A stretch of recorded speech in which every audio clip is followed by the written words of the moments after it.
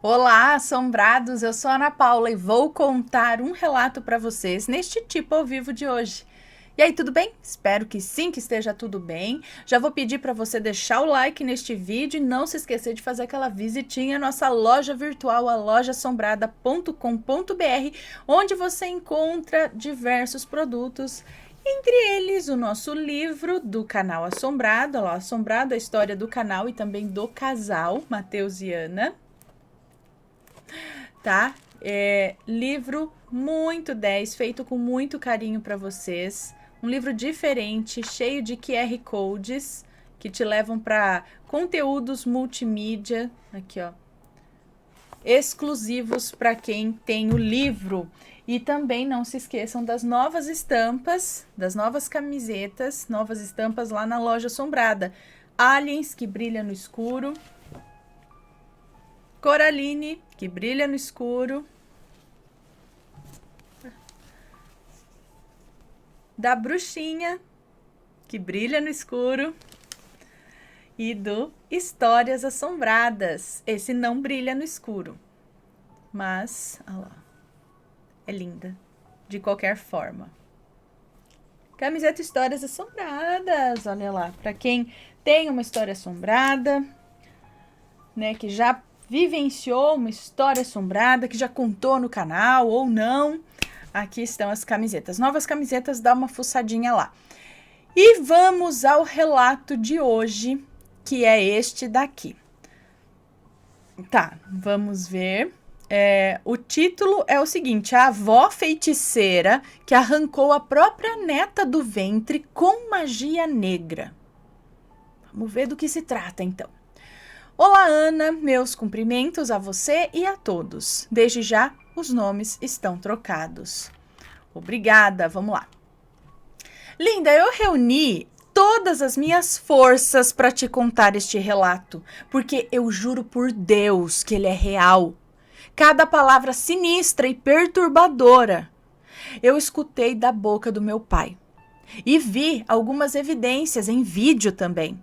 Porque na época nem eu quis acreditar nessa história de início. Sim, é uma história deveras difícil de engolir. Não apenas pelo nível da magia negra envolvida, como pelo fato de uma avó, que em tese é mãe 2 vezes, ter atentado contra a vida de um inocente, ou de uma inocente, a sua netinha. Ele não se encaixa na categoria proibidão, tá? Apesar da temática ser bem forte, eu cuidei para que este pudesse ser contado ao público do YouTube. E também não se encaixa na categoria maledite, pois a ênfase aqui é a magia. O que aconteceu frente aos olhos de todos da casa. Vamos ao relato. Vamos lá. Era em meados de 2011 e eu era uma pirralha pré-adolescente. Morava em outro estado com a minha mãe e todas as férias eu ia visitar o meu pai de avião, que mora no sul e que já era casado com a Sara, sua segunda esposa. Eles eram felizes, mas não pretendiam mais ter filhos, pois o meu pai tinha a mim, do primeiro casamento, e a Sara também já tinha o Rodrigo, do primeiro casamento dela. Ocorre que um dia, quando eu estava na casa da minha mãe, o telefone toca. Era o meu pai com a notícia de que a Sara estava esperando uma menina. Um sustinho maravilhoso para todos nós.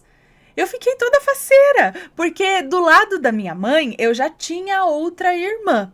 E agora eu teria mais uma do lado do meu pai. Mulheres no poder da família, uhul! As férias chegaram 1 mês depois e eu entrei empolgada no avião porque eu ia ver o barrigão da Sara. E nas próximas férias, quando eu voltasse, eu conheceria a Júlia fora da barriga, né? A minha irmã por parte de pai, já que já teria se concluído a gestação. Quando cheguei ao aeroporto, encontrei apenas o meu pai. Eu estranhei, pois a Sara sempre vinha com ele me buscar e ele estava triste, com um semblante sério, totalmente diferente de todas as outras vezes que ele me recebeu, sorridente, saudoso e com um abraço de urso. Papai foi até em casa falando pouco, e quando chegamos ele disse: minha filha, você sabe que eu nunca te escondi nada. Eu sei que você é muito jovem, mas eu vou ter que te contar a verdade, pois é melhor que saiba por mim. Ana, eu já gelei. Ele me contou que a Sara tinha perdido o bebê aos 5 meses de gestação, pouco antes da minha chegada, e que ainda estava no hospital se recuperando. É claro que essa notícia, para uma menina, já era de enlouquecer o juízo, né? Porque quando somos muito novinhos, não estamos acostumados com a ideia da morte, ainda mais de um bebezinho que nem teve a oportunidade de abrir os olhos. Mas, Ana, o pior foi o que veio a seguir. O meu pai me contou que há 1 semana atrás, antes da minha vinda, a Sara tinha chegado do trabalho mais cedo que ele, pois ele sempre ia até tarde no trabalho dele, então isso era o costume.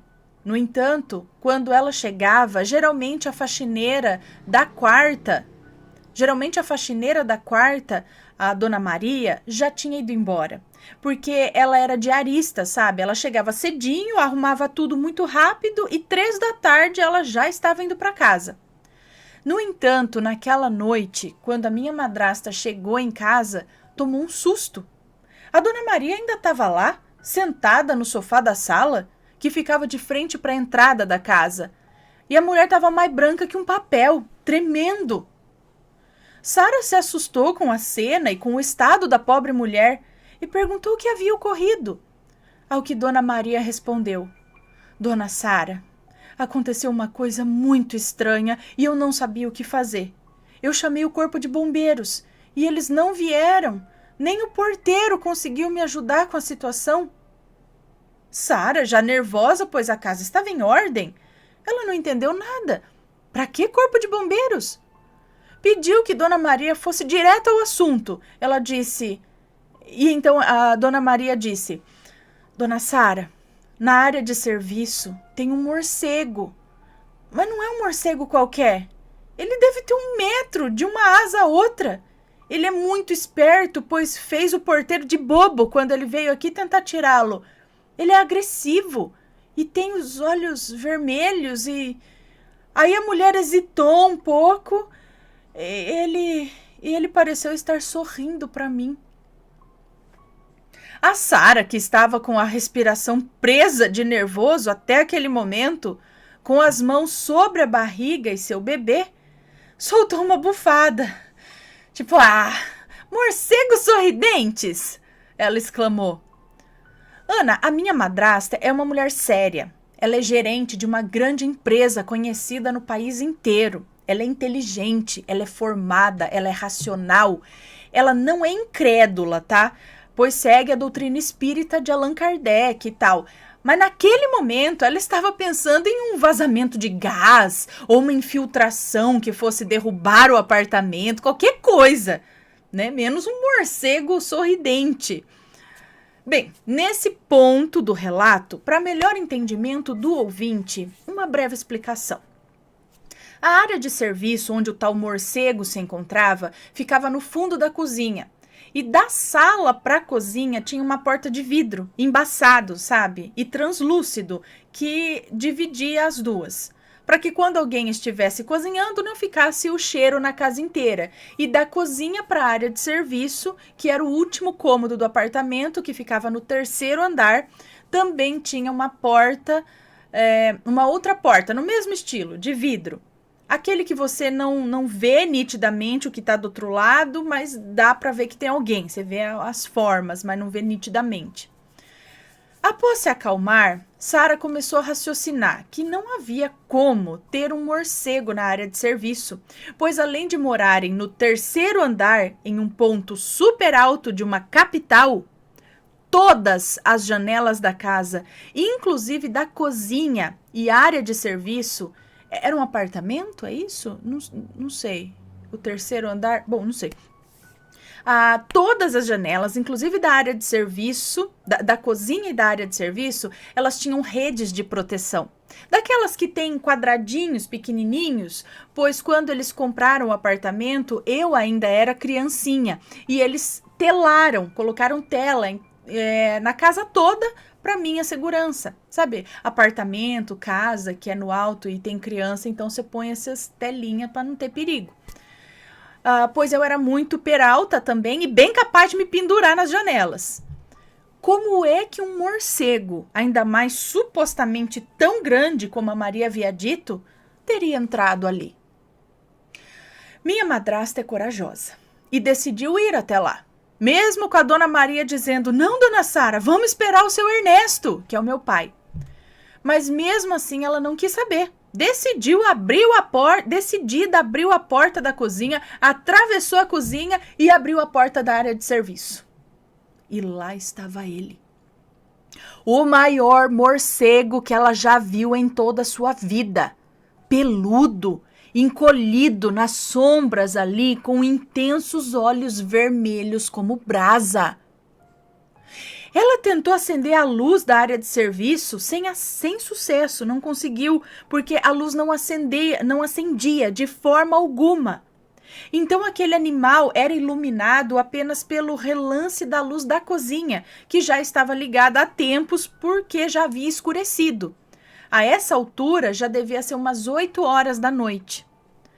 Ana, a Sara, sabia que aquela lâmpada da área de serviço era nova, não poderia estar queimada. E ela sabia que aquilo que ela estava vendo ali, aquele ser, não poderia ser algo desse mundo. O cheiro de podre que aquele morcego exalava, a aura sombria daquilo, a forma como ele a encarava fixamente, quase como se debochasse dela, era sarcástico. Ai, gente, credo. Ela levou as mãos no ventre, num gesto de proteção à bebê, Júlia. E após isso, ela fechou e trancou por fora.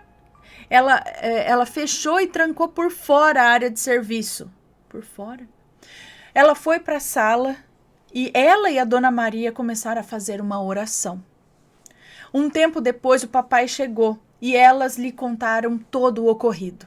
Na hora, ele sacou que era um lance espiritual. E de forma meio intuitiva, meio ali na adrenalina, ele pegou uma Bíblia, um terço e uma lata de lixo de plástico com tampa de um galpão do prédio. Um prédio, então é um apartamento mesmo. Daquelas grandes, sabe, para lixo orgânico, aqueles latão. Adentrou a área de serviço e com muita dificuldade e oração, ele colocou o morcego dentro do lixo e tampou. Quando ele desceu no elevador de serviço, o animal se debatia furiosamente dentro do lixo lá. E ele, um homem adulto, forte, de quase 2 metros de altura, tinha dificuldade em conter a força daquele animal, enquanto ele orava intensamente para que aquilo parasse. Ana, assim que o elevador parou no térreo, o animal se aquietou dentro da lixeira.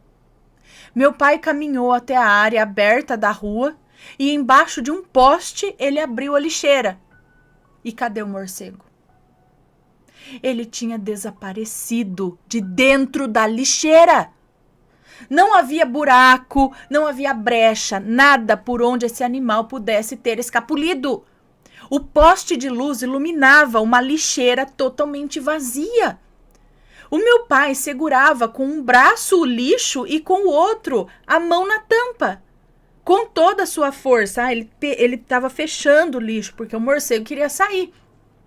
Não havia nada. O bicho sumiu, Ana. E você pensa que parou por aí? Aquilo foi só o início. Após a dona Maria se acalmar, chamaram um táxi para ela, pois ela estava muito... Após a dona Maria se acalmar, chamaram um táxi para ela, pois já estava muito tarde, e deram o dinheiro do transporte e a enviaram para casa. A pobrezinha saiu de lá ainda muito nervosa. O meu pai e a minha madrasta foram dormir, e naquela noite ela sonhou com uma linda criança, em um local cheio de luz e paz, que lhe disse: "Mamãe, agora eu vou ter que ir, mas eu volto para você."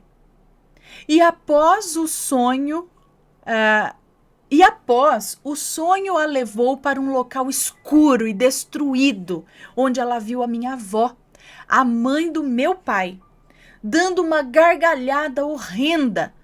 Mas ela dobrava a risada como uma louca e se divertia muito.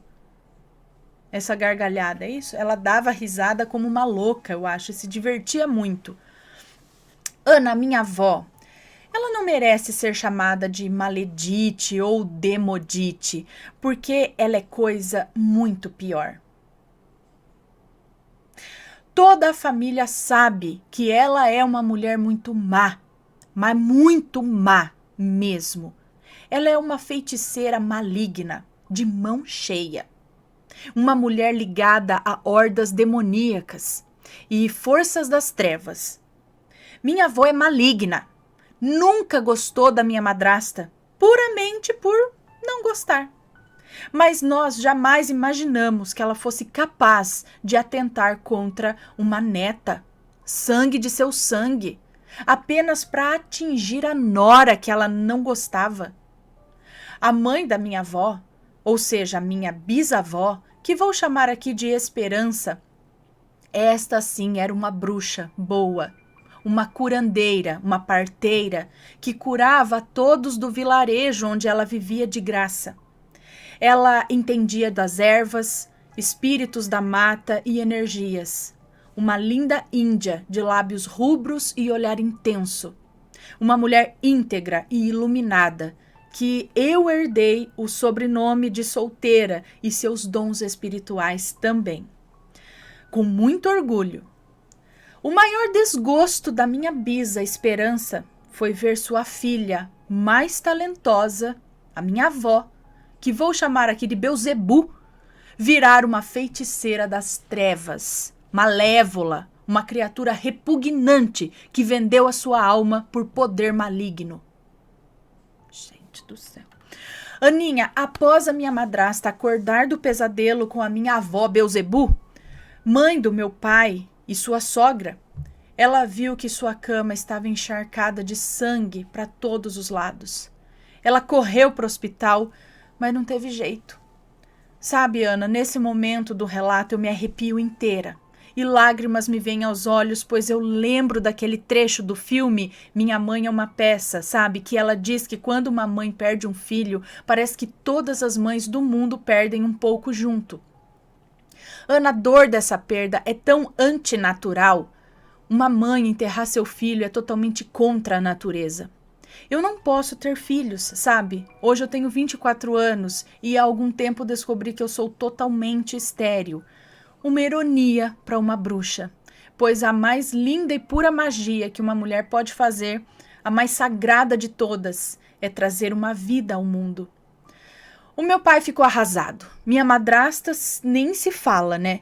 Mas para coroar a situação com uma coroa de espinhos, o meu pai, ao arrumar a cama no dia seguinte à tragédia e recolher os lençóis com sangue para jogá-los fora, achou, dentro do travesseiro da minha madrasta, uma terrível magia negra, com ossos, cabelos, dentes humanos e várias outras coisas. O travesseiro fora rasgado em um ponto discreto, e por ter muito enchimento e ser de plumas, bem fofinho, essa magia demoníaca ficou incubada, encoberta lá dentro, sem ninguém perceber. Magias em travesseiros, nós já vimos vários relatos desses aqui, principalmente lá os primeiros relatos, eu acho que tem 2 ou 3 relacionados à magia dentro de travesseiro. Vamos checar os travesseiros aí tudo.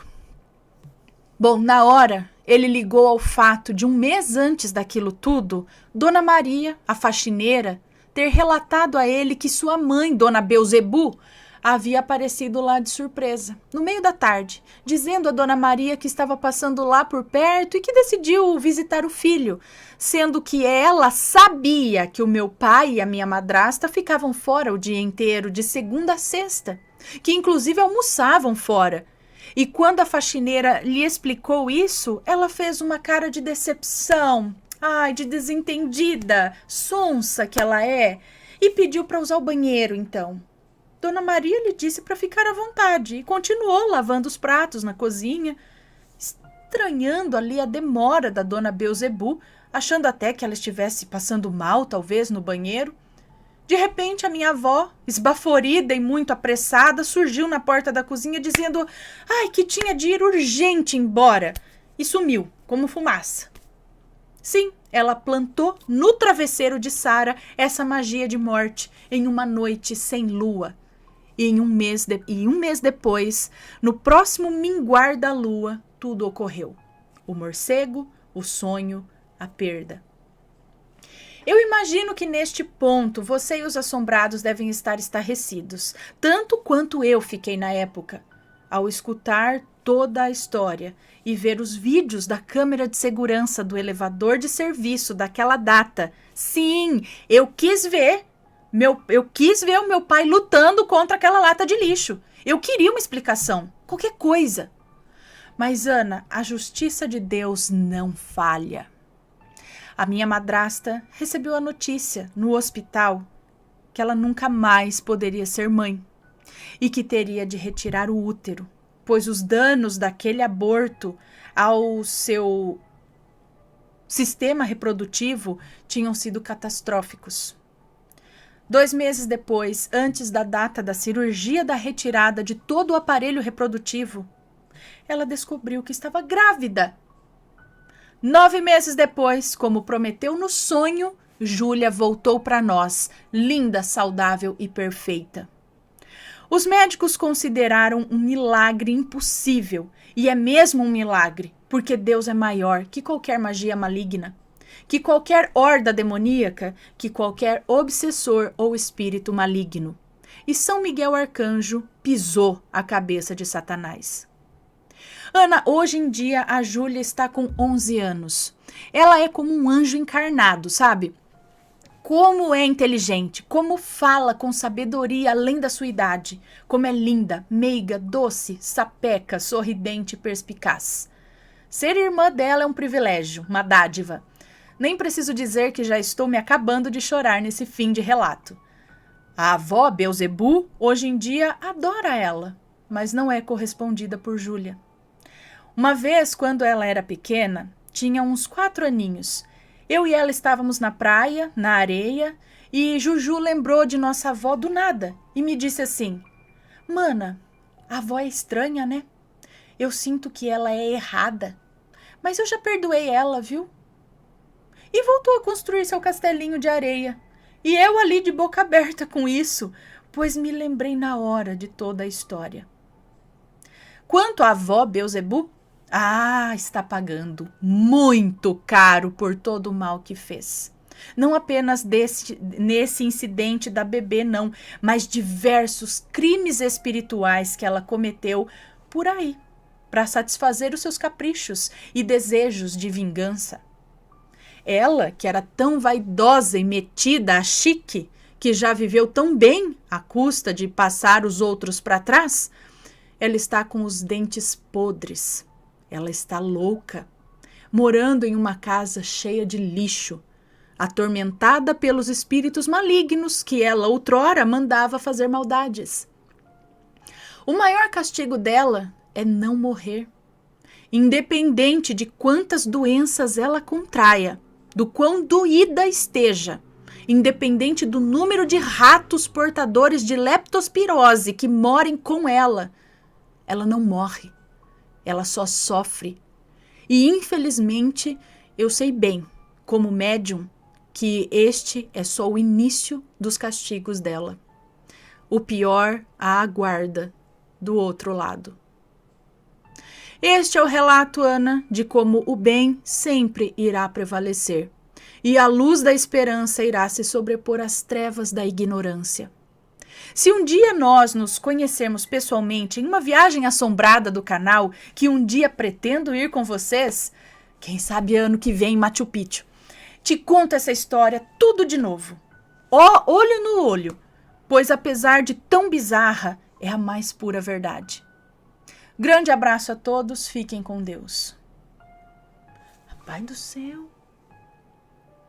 Como tem gente ruim. Mas como é bom saber que, né? A justiça. E no fim, apesar de toda a tristeza e maldade que ela causou, pô, tá aqui a criança, voltou numa forma, não tinha como, mas vou voltar, porque era pra eu vir, eu vou vir, não vai ser mal nenhum que vai me tirar daqui. De um jeito ou de outro, o mundo dá volta, gente. E aqui fica um exemplo aí de que o bem vence o mal. Acaba o temporal. Ai, gente do céu, o que eu fico impressionada é de saber como tem gente fria e má. E eu digo assim, que, vamos dizer, o diabo, ele não vem falando assim, eu vou catar isso daí, vou fazer essa pessoa ser má, né? E vai lá. A pessoa, ele vai comendo pelas beiradas. É um pouquinho de ganância aqui, luxúria ali, e trabalhando nessa coisa aí do ser humano, de querer ostentar e não sei o que lá, aquilo vai sendo comido pelas bordas e talvez, porque todo mundo acaba caindo nisso por poder, por dinheiro, por beleza, não é? É o que a gente vê por aqui. E não tá ligando a mínima pros outros em volta. Tipo, não importa que aquilo lá se estrupie. Se ele se estrupiar pra eu crescer, ótimo. Né? Aquele egoísmo que tá nem aí, falta de empatia total. Mas aí você vê que as pessoas também, né, são ruins. Como pode? Eu não sei, eu não consigo entender. Eu não consigo entender o que é isso daí. Essa maldade. É uma mistura das duas coisas, acho, de espiritual e de gente ruim mesmo. Uma coisa se alimenta da outra. Este foi o relato de hoje. Espero que tenham gostado. Ai, que susto, gata! Eu tô falando das coisas aqui do capeta e você pula na janela aí, Marie. Tá, já vou abrir, Marie, peraí. Espero que tenham gostado do relato. Um grande beijo pra vocês. A gente se vê no próximo relato. Se tem algum comentário, alguma coisa, deixa aqui embaixo nos comentários. Sempre com respeito, por favor. E se tiver uma história parecida, mande o relato pra gente. Beijo pra vocês, a gente se vê no próximo relato. Fui!